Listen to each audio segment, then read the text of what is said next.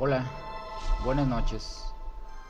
Primero que nada, quiero agradecer enormemente y de todo corazón a todos ustedes que nos han hecho el favor de ver el canal, escuchar las historias y sobre todo suscribirse. De igual manera, agradecemos la gran cantidad de buenos comentarios que han tenido hacia su canal, La Dimensión Fantasma. La verdad, estamos muy contentos de la gran respuesta que ha tenido el canal en las últimas semanas. De verdad, muchas, pero muchas gracias. Esto nos motiva enormemente para seguir trabajando en llevarles las mejores historias de terror y suspenso. A veces nos resulta un poco complicado hacerlo cada semana, pero les prometo que trabajaremos horas extras para poder hacerlo de manera más constante. Sin más que agregar por el momento, más que volver a agradecer su gran apoyo, damos paso a la historia de esta noche. Bienvenidos sean todos ustedes a la Dimensión Fantasma.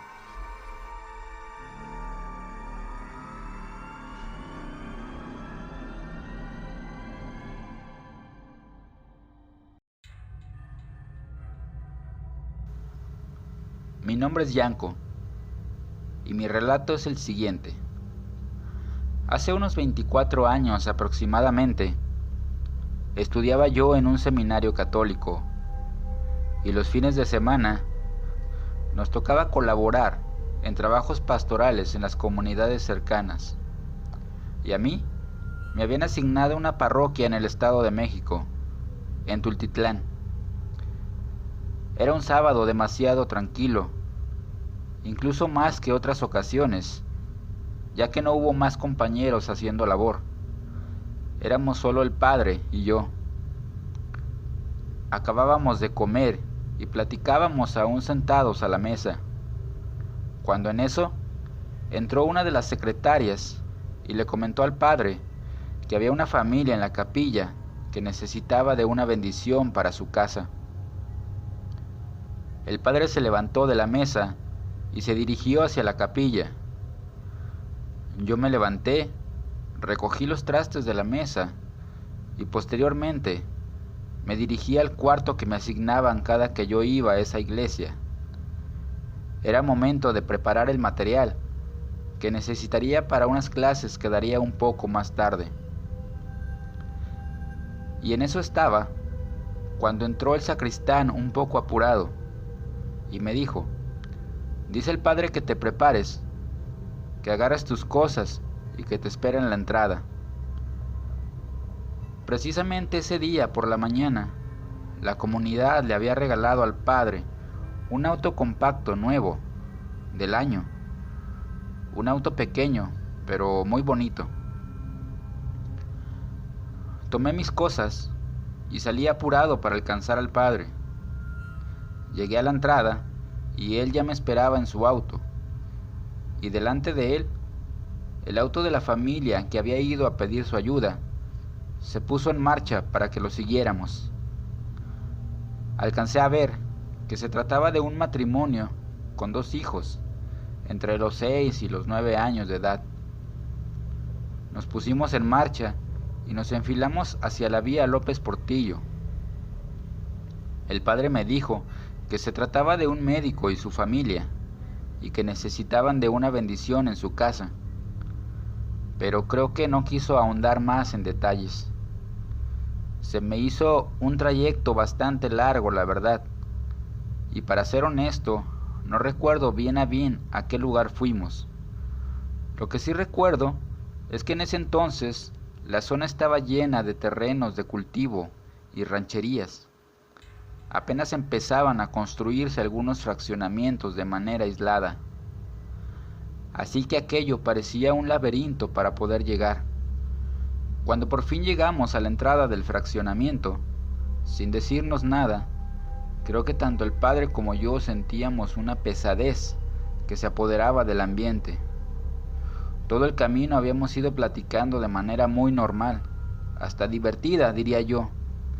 Pero unos minutos antes de llegar al destino, el padre se quedó callado y su rostro ya no era de tranquilidad. Ahora se notaba extrañamente tenso. Llegamos a la entrada y el guardia le dio acceso al vehículo de la familia y dejó la pluma levantada para que nosotros pasáramos. Pero de manera increíble, el vehículo del padre se empezó a jalonear apenas pasó la pluma de la entrada, y solo pudo avanzar unos metros antes de detenerse por completo. Les recuerdo, era un vehículo nuevo, de hecho era su primer viaje. Era algo demasiado, pero demasiado extraño. El padre me miró y me dijo: «Saca tu Biblia y reza un salmo, el que quieras». Él sacó su estola y se la puso, y comenzó a rezar conmigo mientras intentaba encender el auto. Lo intentó unas 3 o 4 ocasiones antes de lograrlo, y comenzamos a avanzar, pero el carro seguía jaloneándose como si una fuerza descomunal e invisible intentara detenernos. Como pudimos llegamos a la casa de la familia, nos estacionamos y ellos bajaron. La señora le dijo algo a los niños, y ellos cruzaron la calle hacia donde había un pequeño parque con juegos, columpios y resbaladillas. La señora se dirigió hacia la entrada para abrir la puerta, mientras el doctor bajaba algunas cosas. Yo me puse detrás del padre, que se enfiló hacia la puerta mientras lanzaba la primera bendición, pero vi cómo de repente dio un paso hacia atrás y se tambaleó como si estuviera a punto de desmayarse. Me apresuré a detenerlo, pero él me dijo: «No pasa nada, estoy bien». Y comenzó de nuevo con las bendiciones, y arrojó agua bendita en el marco de la puerta, y así logró entrar. Después entraron el doctor y su esposa, pero cuando yo quise entrar, fue como si un viento muy fuerte que soplaba en mi contra me impidiera hacerlo, aunque no había ningún tipo de viento, solo era esa fuerza que me empujaba hacia afuera. Hice 2 intentos más sin lograrlo, hasta que al tercer intento, prácticamente tomé vuelo y me impulsé para tomarme del marco de la puerta y poder entrar. Ya estando adentro, lo primero que noté es que era una casa grande y muy bonita, con acabados de lujo, y afuera, el jardín también era grande y estaba muy bien cuidado. Parecía ser la mejor casa del fraccionamiento. Aquí, quiero aprovechar para darles la información que a nosotros nos fue dada posteriormente por el doctor. Ellos se habían mudado de la ciudad de Morelia hacia el Estado de México por motivos de trabajo del doctor, y estuvo por semanas buscando una casa sin éxito. Pero un conocido le habló de esta casa, de que estaba a un precio bastante accesible y era bastante grande, así que se trasladó para verla, y después de conocerla, no lo dudó ni un momento. Quedó encantado con la casa y con el precio. Se mudaron y se instalaron lo más pronto que pudieron. A los niños les fue asignada una recámara bastante amplia y bonita.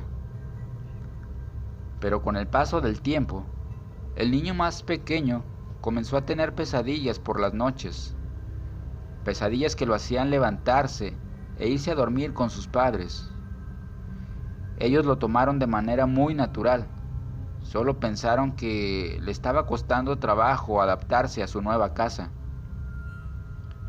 Pero empezaron a preocuparse cuando el niño empezó a presentar moretones y algunos rasguños en su cuerpo, aparte de un decaimiento físico y emocional muy notorio.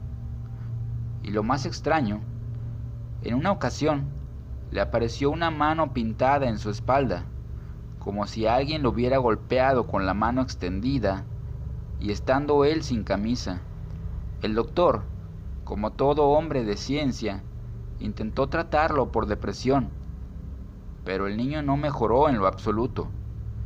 Intentaron cambiándolo de habitación, lo cual resultó un poco, pero él seguía viéndose y sintiéndose mal. Intentaron entonces ir por el lado espiritual y llamaron a un par de sacerdotes cercanos a la zona, los cuales bendijeron cada uno en su oportunidad, pero sin obtener grandes resultados. La familia entera comenzaba a sentir una vibra o mala energía en toda la casa, y ésta se hacía cada vez más pesada. Fue entonces que otro conocido del doctor le habló de este padre, al que yo acompañaba, y les mencionó que él tenía la preparación y la facultad para hacer este tipo de curaciones o limpias en casas, y por eso fueron a buscarlo, y por eso estábamos ahí. Ya estando los cuatro en la sala de la casa, el padre les explicó al doctor y a su esposa que ellos tenían que ser conscientes de que esa era su casa y que solo ellos podían decidir a quién dejar entrar y a quién no, ya sea que esté vivo o que no lo esté. Con estas palabras, el padre comenzó la ceremonia de curación.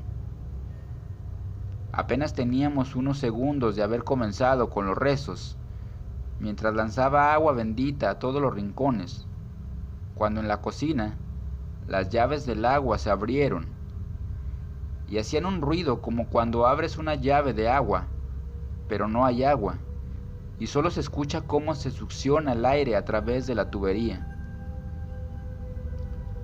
Las luces de la casa comenzaron a parpadear.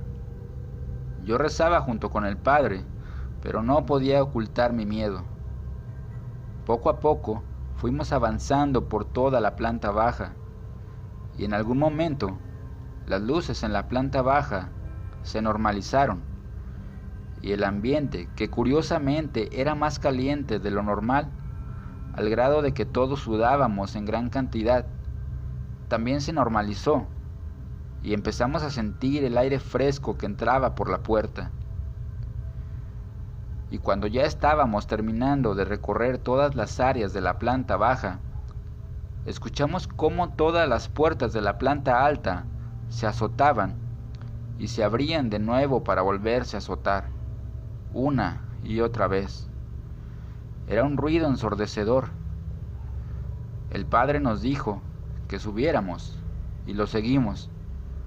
Y cuando el padre llegó al borde de la escalera en la planta alta, las puertas se cerraron de golpe y ya no se volvieron a abrir.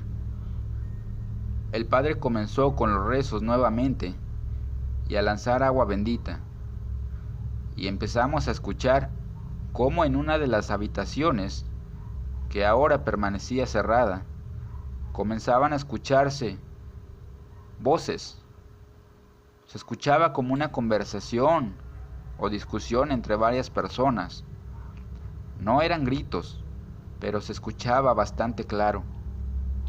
Nos acercamos hacia la habitación, la cual cabe mencionar que era la habitación de los niños, y comenzamos a escuchar como si adentro hubiera una pelea o alguien estuviera lanzando todos los objetos que había ahí adentro. El padre bendijo y roció la puerta y el marco con agua bendita. La abrió, y en efecto, todo adentro era un caos, pero los ruidos se seguían escuchando ahora dentro del closet del cual el niño más pequeño había mencionado que de ahí veía salir a una sombra por las noches. Nos acercamos al closet y yo quise abrirlo, pero el padre me detuvo. Comenzó a decir una oración en latín y poco a poco los ruidos de ahí adentro se fueron calmando. Después de terminar la oración, el padre abrió la puerta del closet, el cual por cierto era bastante grande, y cuando lo hizo, todo lo que había ahí adentro comenzó a salir disparado con tal fuerza que muchas cosas se estrellaban contra la pared del otro lado del cuarto. Juguetes, ropa, zapatos Incluso los cajones salieron disparados y terminaban impactando la pared contraria. El padre terminó con un corte en la frente y varios golpes, y yo con un corte a un lado de la ceja izquierda. En un momento se empezó a escuchar dentro del closet como si dos perros grandes estuvieran peleando. En ese momento el padre me empujó y me sacó de la habitación. Me dijo: «Oigas lo que oigas, no entres», y cerró, quedándose solo él adentro del cuarto. Después de unos minutos de estar orando en latín y prácticamente gritando las oraciones, todo adentro pareció irse calmando. Pasaron unos 10 minutos aproximadamente, cuando el padre por fin abrió la puerta, y mientras se limpiaba la sangre con su pañuelo, nos dijo: «Creo que ya se fue». Continuamos con el ritual por toda la planta alta, ya sin mayores contratiempos ni sobresaltos. Terminamos, y después de una plática de varios minutos con el doctor y su esposa, en la cual el padre les trataba de explicar un poco la situación y de darles la confianza de que ya podían estar tranquilos, nos despedimos y nos fuimos de ese lugar. Yo jamás regresé. El camino de regreso fue extraño. Prácticamente nos mantuvimos en silencio, yo tratando de entender lo que había pasado, y el padre, tal vez, sin tener ánimos de seguir platicando. Pasó el tiempo, y años después, cuando me tocó volver a ver al padre, yo le pregunté que si sabía algo de esta familia, y él me dijo que sí, que habían abandonado la casa y habían regresado a vivir a Morelia, no porque les hubieran seguido sucediendo cosas extrañas, sino porque el recuerdo de esa noche los seguía atormentando y prefirieron dejarla. También supo que no pudieron venderla y que el fraccionamiento terminó por demolerla y en su lugar construyeron una pequeña capilla. ¿Quién sabe, hijo? ¿Quién sabe qué habrán hecho en el pasado en ese terreno para dejar una presencia tan maligna ahí?, me dijo el padre, mientras se tocaba la cicatriz en su frente.